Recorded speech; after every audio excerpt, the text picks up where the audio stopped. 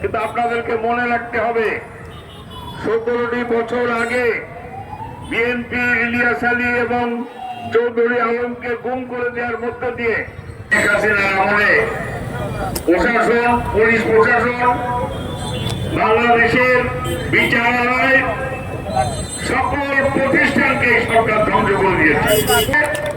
তার প্রমাণ কিন্তু বলেন নাই যে আপনারা আমাকে ভোট দেন, আমার দলকে ভোট দেন। তিনি বললেন বাংলাদেশকে সংস্কার করতে হবে। আজকে শেখ হাসিনার পতনের পরে অনেকেই দেখছি মায়া কান্না সেই সমস্ত সুচিতা করছেন। শেখ হাসিনা নাকি অনেক ভালো কাজ করেছেন। 15 বছরে যে ফেরাউনের আমলও ভালো ছিল, বিষয়টি এরকম জায়গায় চলে গেছে।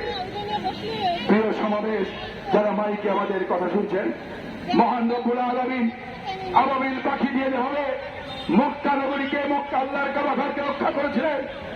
আমাদের কোমলমতি শিক্ষার্থীদের দিয়ে মহান রব্বুল আলামিন জুলাই এবং আগস্ট আমলে কত ছিল, আর 2024, 23, 24 সালে এখানে অসংখ্য নেতা কর্মীরা কেউ বাড়িতে